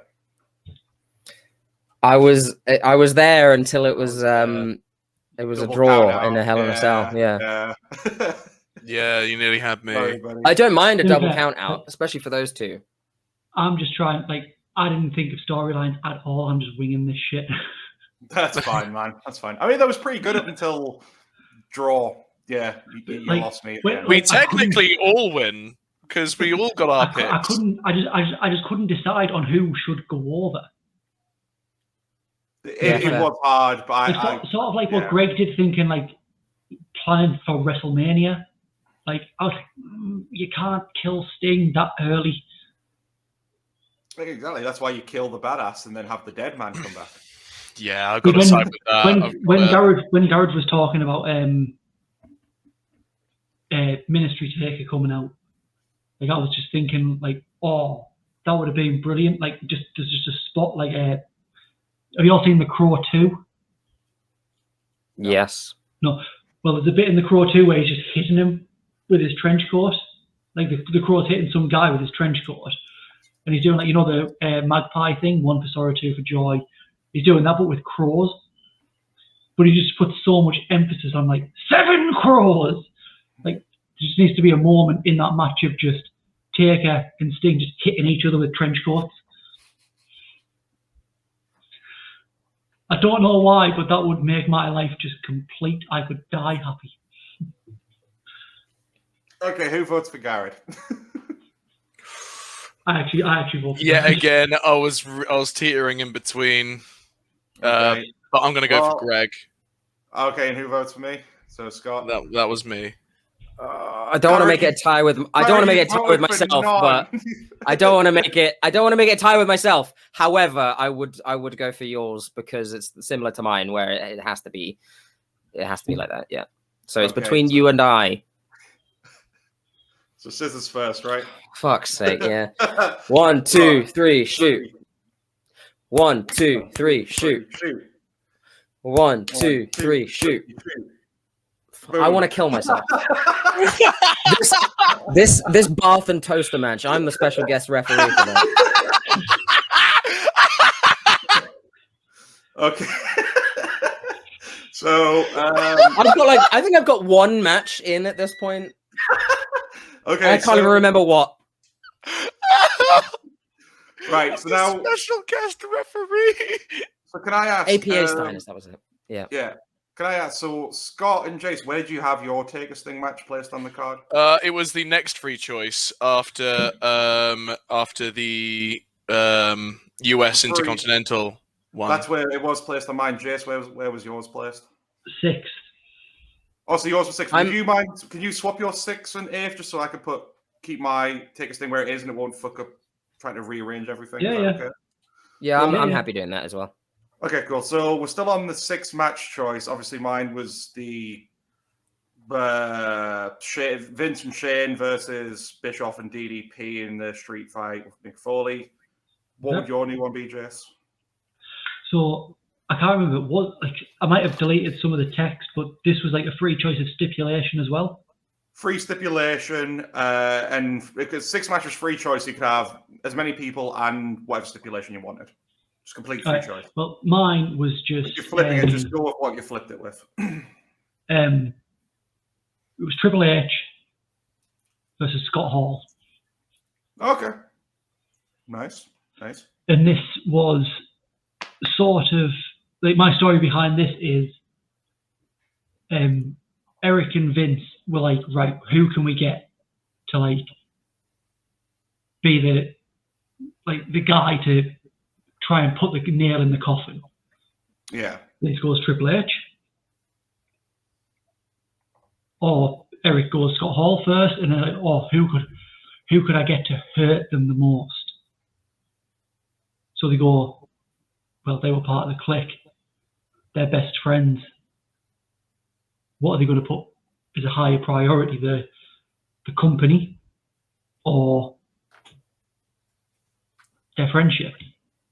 And I'm sure this was around about the time Hunter started dating Stephanie. Yeah. So, So there would have already been a couple at this point. Yeah. Yeah. So I'm going to have Triple H going over. And it's like, this is going to be Triple H's like sort of Oscar-worthy moment of not wanting to hurt his friend, but like being torn between the company he works for, his friend, and the woman he loves. Like not knowing which way to go. And then eventually it's not like I'm sorry I love you moment, but there's a moment right before Triple H hits a pedigree and pins Scott that Scott sort of gives like an acknowledgement of like, okay, he knows he's done. He knows Triple H is gonna win. And he's like, yeah, come on, just do it. Okay. Or maybe like now thinking about it even better, like Scott knows Hunter's going to win. He knows that he's not going to be able to do anything, but he knows Hunter's being hesitant. So maybe he does something just so disrespectful, like spits in his face, or does a mock like DX chop or something, just to piss him off, just so he just ends it. Okay. And it's not going to be a squash, but Hunter's just going to get the better of him. Just no matter what Scott tries, Hunter's just there. And this is going to be the rise of Hunter as well, because it wasn't overly like main event at this point, but this is what's going to push him to that spot, beating one of WCW's top guys. No, I can see what I mean. I'd argue he was pretty much there from his year in 2000, but no, that's a pretty solid one right there. That's good. Scott, take us through yours. This is our other free choice, right? Yeah. I've gone for the women's match. I've gone for a fatal 5-way here. I've gone for two women from WCW and 3 from WWE. I've gone for Stacey Keibler, Tori Wilson, Chyna, Lita, and Stratus. Yeah, and have that be for the title. Why not? Unify the women's titles again. Have it be the world famous that circular belt with all the spikes hit going in, and have it be just a chaotic little clinic from 5 women who I know can wrestle. Even though I was quoted on this podcast a couple of weeks ago by being like, "Oh, Tori Wilson wasn't really that good." She kind of is. She kind of is. She got there. Yeah, absolutely. Yeah. But yeah, that would be my little match. And I would have. That's tough. I would have Chyna walk away because, by God, she's about 7 times stronger than everyone else in that ring.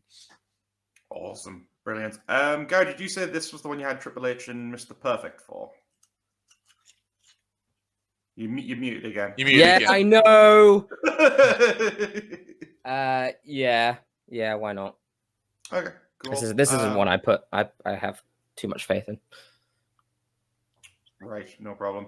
Well, Jace has disappeared, so it's going to be hard to vote right now. Do your best Jace impression, and we'll fool the audio listeners.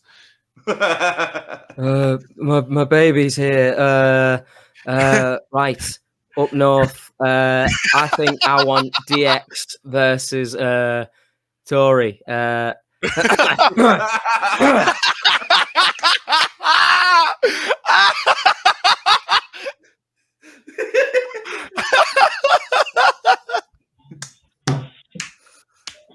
was still listening, you bastards. We're still listening, you bastards. Are we? It sounds like Sean Bean. I'm not from Yorkshire. No, Garrett does. No, but I mean, he's doing an impression of me, but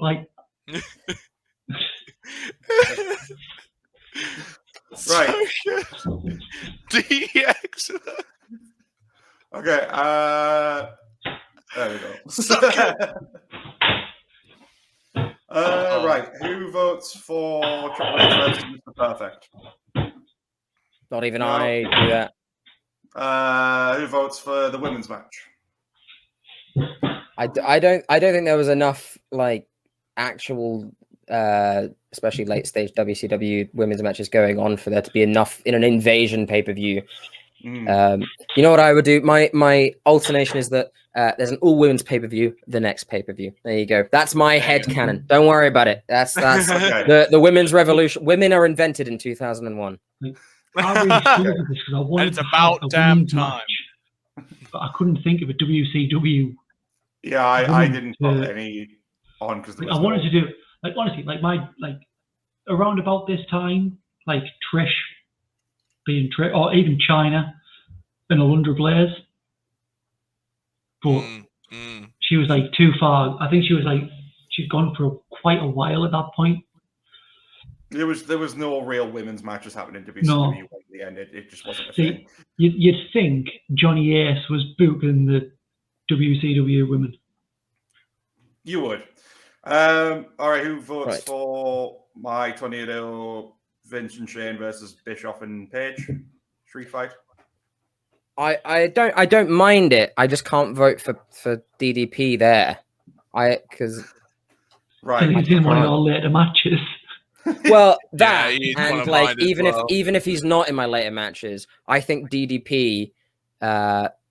When everyone talks about the Invasion, you talk about how DDP was misused because he could have been, into the stratosphere type, but he Into wasn't. the stratosphere with a lot of stratosphere. Well, I mean, this is still quite a high profile match, and I think this time you could still book him in previous stuff without it being him being underutilized. Does he go over? No, Who no, goes Shane, over in your match? Shane and Vince is going over. Then no, I will not vote for it because they're going over. Right. See, my thing with having DDP in this match is because Eric Bischoff was so like closely tied to the NWO. He wouldn't have had DDP because he was like so anti-NWO. My alternative was either going to be Macho Man, but I don't know if even in our canon he would have wanted to go back to WWE. That's the kind of problem. Yeah, even that for me, I was like, yeah, I think Bret Hart was fine with working at that time. Sure. No. Right. Did I get any votes for my one? You got mine. Right. And who voted this is Triple H versus Scott Hall. What was Scott's again? I voted Scott for the McMahons. Everything fucks me up for like what I have planned. So wait, did I take that one as well? Yeah, right, you take that one. You win. Yeah. Okay, cool. Just to kind of shift it along a bit. Cool. Next up was the WWE Intercontinental WCW US title unification match in a 4-way ladder match. Let me quickly run through mine. No storyline going into this. Not really. I mean, you could build a mid-card feud if you wanted to, but I've got Chris Jericho going in as the IC champion versus Rob Van Dam versus Mike Awesome versus Chris Benoit as the US champion who defected back to WCW at some point in the story. And I'd have RVD go over to become the new champion for Team WWE as well. But I can't remember if this guy's already been used. Shit. So just tell me if these guys have already been used, and I'll change them. Mm-hmm. I've got RVD versus Chris Jericho versus Billy Kidman. Kidman's in the Cruiserweight. Billy Kidman's He wins the Cruiserweight. But someone else go while I replace them. Well, so I have DDP. I have. Were the Hardys used? Did we use the Hardys? No, it was. I don't think so. Use Jeff. I have Jeff. Did we use Jeff? Oh no, Jeff won. No, it was the APA versus the Steiners. So yeah, Jeff Hardy's still free. I have Jeff Hardy against Jeff Jarrett against Conan, and I have Jericho as well in that match. Awesome. Because I think Jeff Jarrett is underappreciated, bit of a prick here and there, and was also probably not gonna get on with the McMahons for reasons. And I also think Conan was definitely underutilized, if not utilized at all. That's a good one. That's a good shout. I also had DDP, but I'm subbing in Taz. So I'm getting Taz, Regal, Jericho, and Mike Awesome, because why not? I would have Regal go over because he is my Blackpool Bay, and we all bloody love him. War Games. Yeah. I think. Okay, that's solid. Well, what we could do for you for this one? Do you want to do the usual voting, or do you want to do what we did last time and just each pick one from our matches? Because we've got quite a lot of similar guys here. Sure, let's do amalgamate. Let's do We'll do an amalgamation. I'm going to keep RVD on for my side of things. I will keep Conan. War Games. We're just picking like one person from our. Yeah, one person each. All right, then I don't have to change mine. I'll take the one guy I've got left. I'll take Jericho. Oh, awesome! Sounds perfect. RV. Who would like to go over is the question. Ooh. So we've got I don't want Conan to go over. I'd like Jericho too. I'd love Jericho too. It just makes sense. Yeah, Jericho. I'll side with Jericho then. Yes, he's like the antithesis of WCW and WWE. He's like he's the antithesis of the IC title. Yeah, that as well.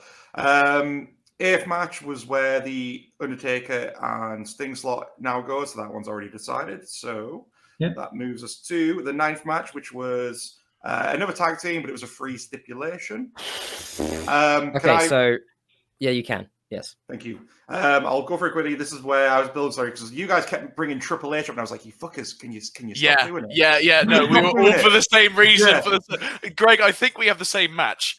I swear we have the same match because I just put mine in the chat.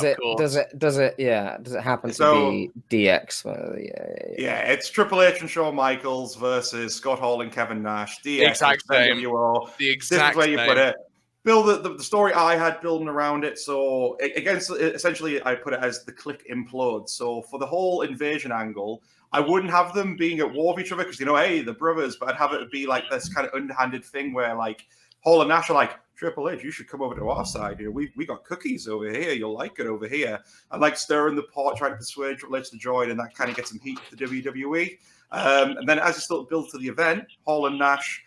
You can have an angle where they beat down Shane and Vince, because obviously at this point they'd be Triple H's father and brother-in-law. Triple H hits the ring and he's like, whoa, guys, stop it. And when he tries to cool the situation down, that's when Hall and Nash attack him. And then now it's Triple H has got no friends with WWE. He needs to kind of redeem himself, so he confronts Hall and Nash. And then that's when he says he wants a match with them, but he's not coming alone. Brings out Shawn Michaels. They reveal they got the DX clobber on. Boom. And that builds the match. And what? I need to pop off and my vote goes to Greg because we have the same match. Goodbye.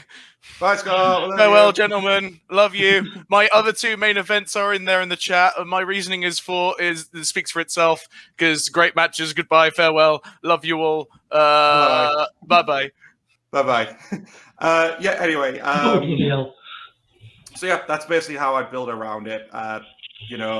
Have this little tease of like, could Triple H be joining WCW? Turns out they've just been stringing along. It's all a ruse, and he has to redeem himself, and that's where you bring Shawn Michaels back in. I think we're obviously bending it a little bit. I mean, Shawn Michaels was probably getting a bit better in 2001 for his demons, but I think given we've got an injured Triple H in, we could stretch it a bit to have Shawn and have the proper DX NWO. So yeah, that's my pitch. Oh, and DX go over.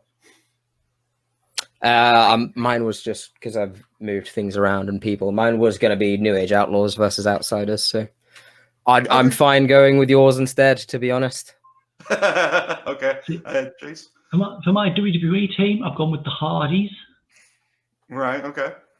For my WCW team, I went a bit outside the box. And I went for the Filthy Animals, which is Rey Mysterio and Juventud Guerrera Jr., who had like 3 reigns with WCW tag titles. Okay. In a ladder match. Because I think Hardy's in a ladder match, fantastic. And then you have Rey Mysterio and Juventud Guerrera, 2 of the best cruiserweights ever to have laced up a pair of boots. Yeah. Also added into that ladder match. I'd have the Hardys go over. Partly because Ray would be tired from the cruiserweight match, right? Or did we not have him in it? Fuck! Oh yeah, Ray's already in the cruiserweight. Yeah. My cruiserweight one. Sorry, pal, I forgot about that. He can do double duty, I guess. His knees weren't bad back then. He'll be fine. I'll switch Ray for Psychosis, and we'll have a sort of like a prelude to the Mexicools. Sure. But I'd still have the Hardys go over, and the winner gets sort of like a guaranteed contract for like 10 years. This card's pacing. I mean, because if we were doing a real card, right, we would pace it. That doesn't mean bathroom break matches, but that means like, let's have a bit of a fun match or something, or a little bit of a slow down, whatever. This is like let's just fuck it. Let's just destroy everyone's like energy and like, we've probably got like the 2 biggest stars ever to have wrestled in the main event, but then we've also got the 2 biggest stars ever to have wrestled in the match before, and then also the 2 biggest tag teams to have ever wrestled in the match before that. So, I this match. That being said, this match from where it was. If I was going more towards the pacing, I would go with Jace, because it would. I don't think it would wear people out as much. However, because it's the super card and we're doing like every feud ever in this one super card, I would have to go with DX NWO type beat. Yeah. Yeah. See, I was trying to avoid using Shawn Michaels. The only reason I've used Shawn Michaels in my card is because I couldn't use Angle. Right, yeah. See, that was what, every time you guys broke, like the one time you brought Strong, I was like, okay, I can get past that. But every Garrett kept bringing up Triple H, I was like, stop it. I don't know. Well, I mean, I don't know how you want to with the vote, but do you want to keep voting, or is it going to be more of a discussion about what should go where? No, I think that's What fine. I did you think do? we're all agreed. Yeah, DX and NWO? it's DX and 100%. yeah, Now comes the bit where I think everyone fights. Yeah, this is going to be where it's a bit tricky. I mean, Because I think all of us probably have this match where it's bold man. But where did you put it? I didn't have it. I basically this is the match I'm not very confident about. So do you mind if I just kind of get rid of it? Go for it. Yeah. Go for it. So I didn't want. I toyed with the idea of Hogan and Austin, but I just don't like. Loads of people say that's the dream match, and I just don't see it that way. I don't think see so. It being a good match, no. But so he's on the card, and so I could get like a bunch of good people in one match. I went. It's a free choice for the WCW title in our first main event. I've got Stone Cold Steve Austin and Kurt Angle versus Kurt Angle, and their WWE guys versus Ric Flair, who's going in as the WCW champion, versus Goldberg. I've got a few ideas of building story around it. Like but ultimately it was just to get a bunch of 4 great guys in the card, and then that way you can also have you can still have Goldberg in there, but protect him in a long match because he's with 3 other guys who can work all around his limitations. You still got the Austin thing. I'd like keep the Austin Angle feud that was actually in the Invasion, but work it in with like still on the same side as well. It wasn't a match I put a lot for, and I just thought this would kind of work. And then I'd still have Ric Flair retain the belt, because in my view, this would have been the one to have it 5-5 before going into the main event. So Flair wins, and that way he's protected winning because there's 3 other guys in the way, if that makes sense. It's very much a hodgepodge, but I think you could have an interesting match out of it. So my WCW title match also has Ric Flair going in as champion against The Rock. Ooh. Because I don't think these guys ever had a singles match. Obviously, they had the tag match at WrestleMania with Mick Foley, Batista, and was it Randy Orton? Mm-hmm. Yeah. The 3-on-2. So we've had that, but I don't think we've ever had The Rock versus Flair singles match. Yeah. And I think that would be a match like. Sorry, what were you going to say? I was going to say that Scott has Flair versus Rock, and I also have Flair versus Rock for the WCW. There we go. There we go. But like this is like at the time, this was the past/present of not just a company, but of wrestling in Ric Flair against the present/future of wrestling with The Rock.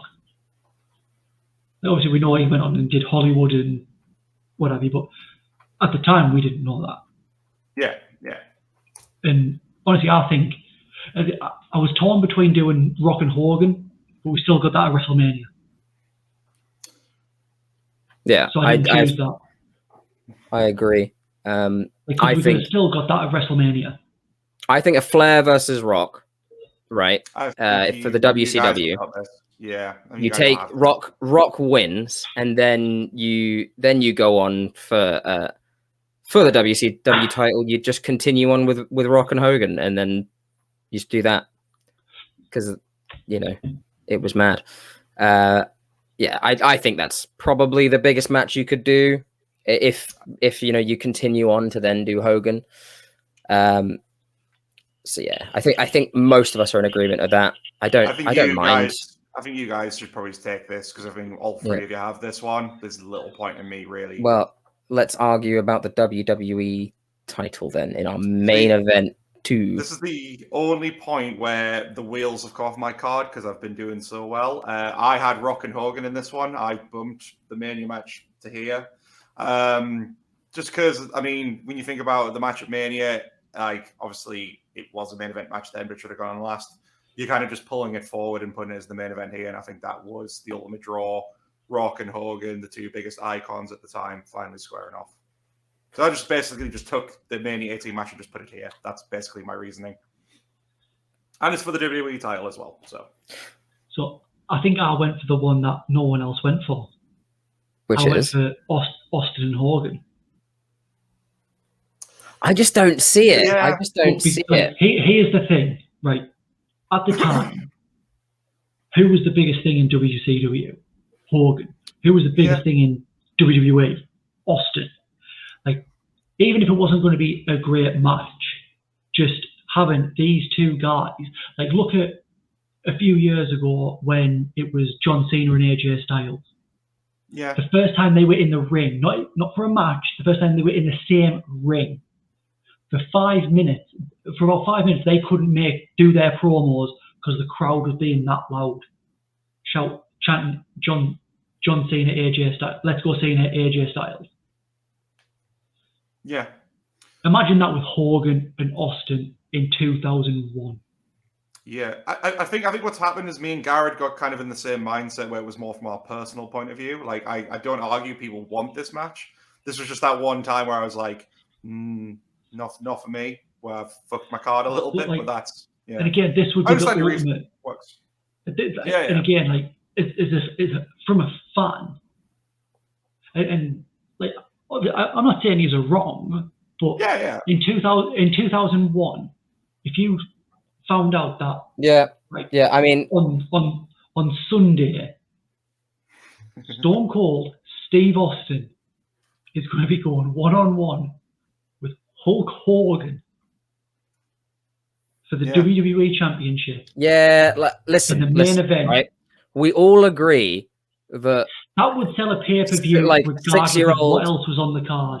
6-year-old Garrett, 29-year-old Greg, and like I'm older than him. I'm breaking on him, all right. We would probably have adored that match as kids. So I think probably we are looking at it through a different lens. For me, I would have just done Goldberg versus Austin personally.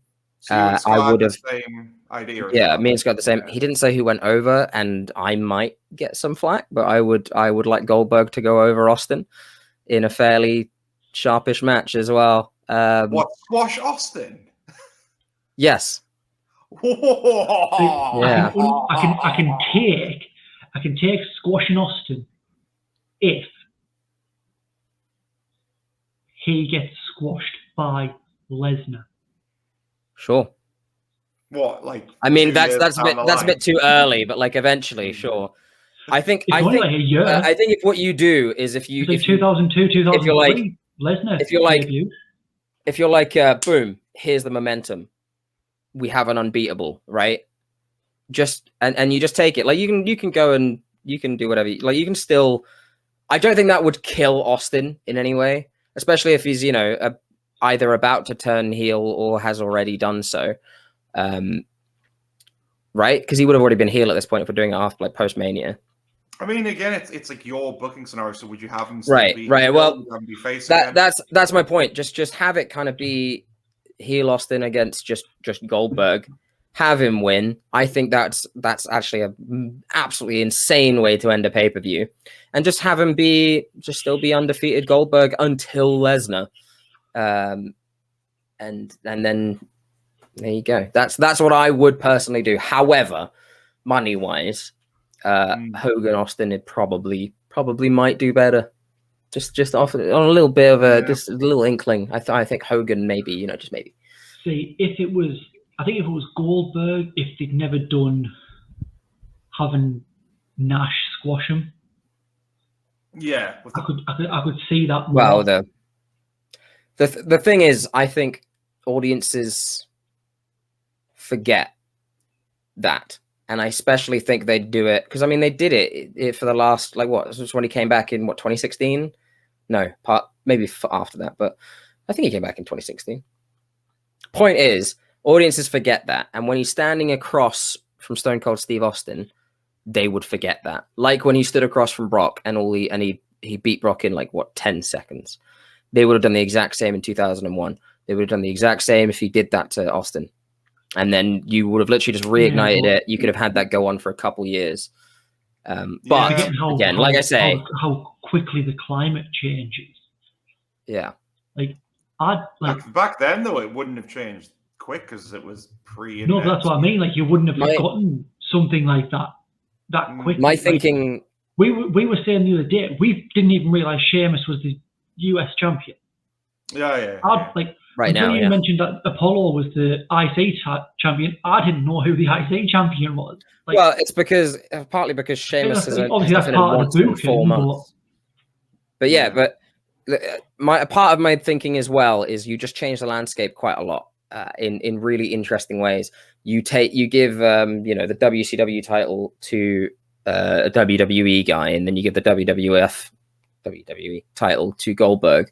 I think it just really changes it up and makes it this is like one of the one times where you really should have done a 50-50 booking style thing, really, and made stars on both sides, made stories that could continue. The amount of rematches you make and the amount of storylines that go forward.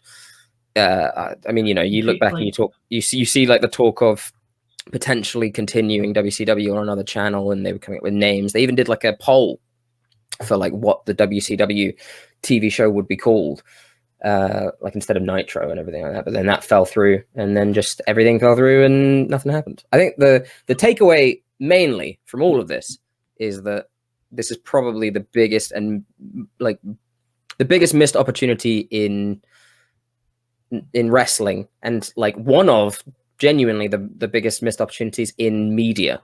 You had wrestling at one of its highest heights, at the hottest point it could have been. It was white hot, right? And now it's now. Yeah. The thing that annoys me the most with, not with tonight, but with the invasion in general, and Greg's mentioned it, other people on YouTube and whatever have mentioned it, is wait a year. Yeah. Wait a year.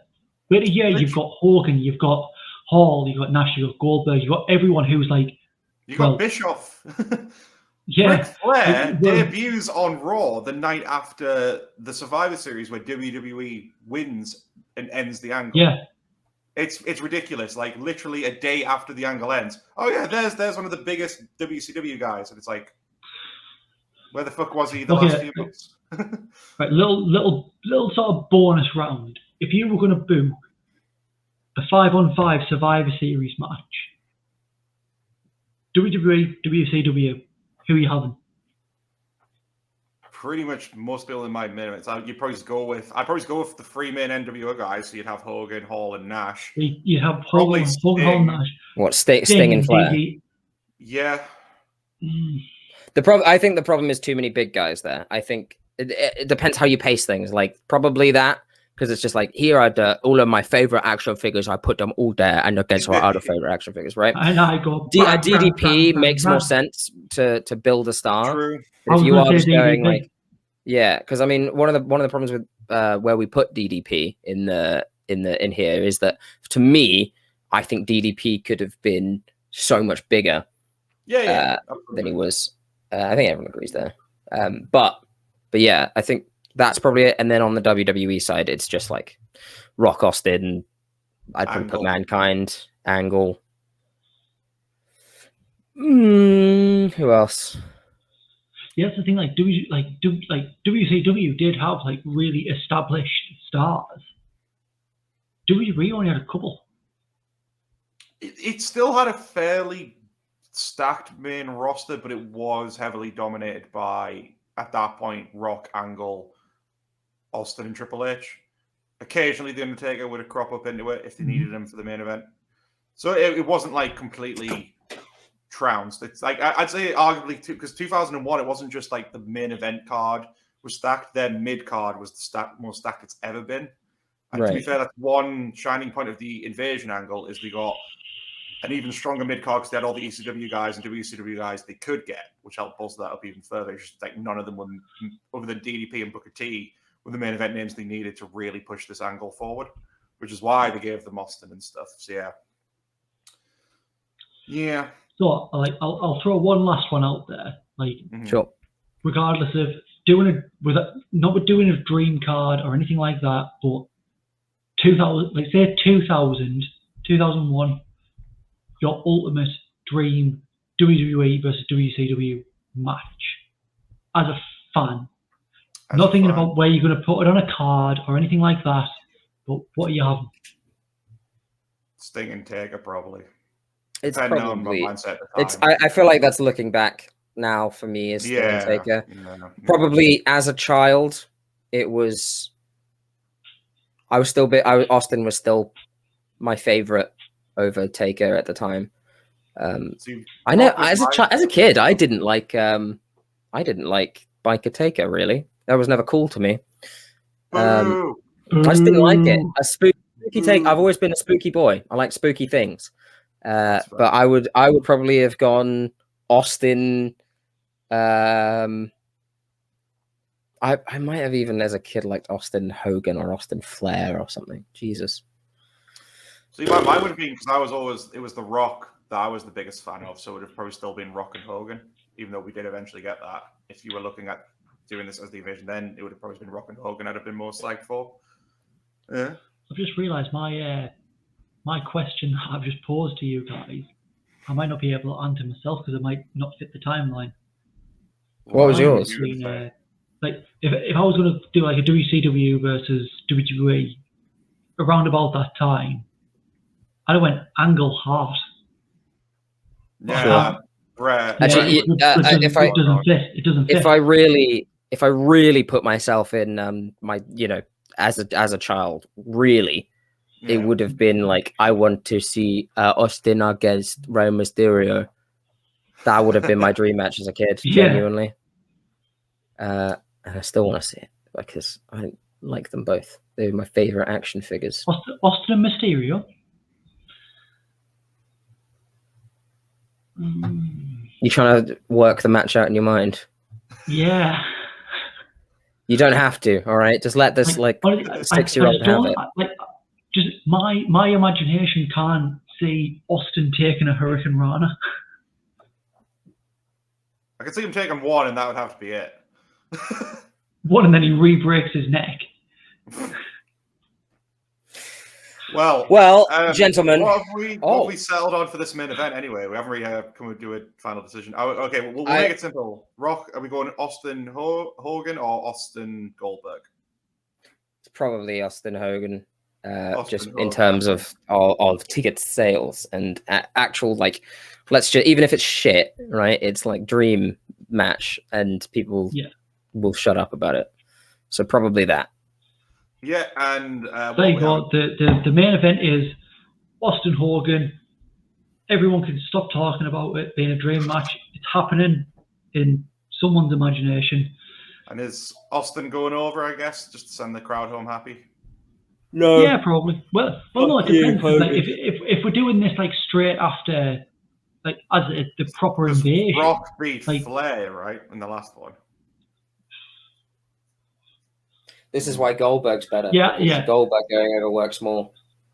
My thing was, I'd have Rock go over, win the WCW title, Austin go over, WWE title, WrestleMania. Unification. And then delay Rock Hogan for another time? Even if you delay it till say SummerSlam. Okay. Well, that's the next match you do. Then you do Rock Hogan for the WCW, and you do Austin Goldberg at the next Mania for the WWF. Well, okay, I could live with that. I think we've managed to just pretty much go together pretty solid card. Do you want me to run through the whole thing and who's winning who? Yeah, go on, real quick. Let's do this card. Okay, just so we can keep the tally going, Jace, you keep track of the WWE guys that win. Gary, you keep track of the WCW guys that win. Hold on. Let me just get in the. Mum, please, can I buy this pay-per-view? It's only 60 quid. Look, these are the people on the card. And I turn on the trailer. Opening match is a 6-way Cruiserweight light heavyweight unification match featuring X-Pac, Taka Michinoku, Tajiri, Billy Kidman, Rey Mysterio, and the Hurricane. Billy See, Kidman Mum, wins. see, I've got the toy of him. Billy Kidman wins. That's 1 point to WCW. Second match was the singles match. It's Kurt Angle versus Lance Storm, with Lance Storm going over. So that's 2 points to WCW. The third match was tag team, Edge and Christian versus Harlem Heat, with Edge and Christian winning. WWE scores a point there. It was the fourth match, which was the free choice, and that was Dean Malenko versus AJ Styles in a submission match with Dean Malenko going over. That's another point to WWE. After that, it was the WWE WCW Tag Team Title Unification match, 30-minute Iron Man match, APA versus the Steiner Brothers, with the Steiner Brothers winning, so that's a point to WCW. Another free choice, and it was the Tornado Tag Street Fight, Vince and Shane McMahon versus Eric Bischoff and Diamond Dallas Page, with Mick Foley as the guest referee. Vince and Shane went over, that's another point to WWE. Intercontinental US title unification ladder match, RVD versus Conan versus Chris Jericho versus William Regal. Chris Jericho wins, that's a point to WWE. Then it was the Buried Alive match, Undertaker versus Sting, with Sting going over in mind for taking the fight later down the line as the Dead Man. Tag team, then it was Triple H and Shawn Michaels, DX versus Scott Hall and Kevin Nash, NWO. DX win, that's a point to WWE. Main event, first main event is Ric Flair versus The Rock. Rock wins the WCW title, another point to WWE. And then the main event was Stone Cold Steve Austin versus Hollywood Hulk Hogan, with Austin winning the WWE title. That's a point to WWE. That's WWE, 4-7. WWE completely trounces WCW in our booking. But I do agree with what you said earlier, Greg. It should have been like 5-5 until the main event. Yeah, if we had it, I mean, we won't go for it now. Like, we could probably debate it another time, but like, it would be if you're going to book a show like this, it needs to basically go 5-5 to the main event, and then one needs to be the deciding. That's how they always book these kind of things. That's how I planned it out. I think going into it, because we were voting, obviously the stipulation was going to get fucked up a little bit, but that's still a pretty solid card. But I do agree with Garrett's point; you'd be completely burnt out by the very end of it. I'm burnt out right now. What they would have been better off doing is like doing maybe like a series of matches, a series of pay-per-views, like escalating in scale. So you'd have like your first, even if you did 3, so your first one, it was all like more like your undercard guys. Maybe not even a pay-per-view, maybe like a Raw. A couple of weeks on Raw where it was just your undercard guys. Get some like lower card guys, like bit of momentum going. Mm-hmm. Then you'd have maybe a pay-per-view where it was just your mid-card guys, your IC titles, your US titles, stuff like that. Then you'd have your third one where it was like, that's where you go hell-bent for leather. Yeah. Where he's like, why haven't we seen Austin? Why haven't we seen The Rock? Why haven't we seen Hogan, Hall, Nash, Flair? And that third one, that's when they all come out. Well, no, the point is with this was like, obviously, I think we could have literally worked out a whole episode where we planned it, the whole invasion angle. This was just meant to be us building the finale and then pitching storylines that could have ran throughout. So, I mean, in my head, I was thinking, okay, if I've got Rock and Hogan here, then that means we've had Austin Hogan at a different pay-per-view earlier on. That was just the mindset. But I think we've done well. People could just let us know in the comments or wherever you want to drop us a message how you think we did on the card. I think we'll wrap it up there, lads, because that has been a lengthy one. So if you want to find us on the social media channels, we're on the Bearhug Club Podcast, Facebook and YouTube, Bearhug Club Pod on Instagram, and Bearhug Club on Twitter. Find us at the website at bearhugpod.wixsite.com/bearhugclouds. We're off next week, but then the following week we come back, we're going to be taking a bit of a deep dive into storylines, especially ones that kind of tread the line of being controversial. Until then, though, take care, guys, and we'll see you next time. Bye-bye. Goodbye. Goodbye.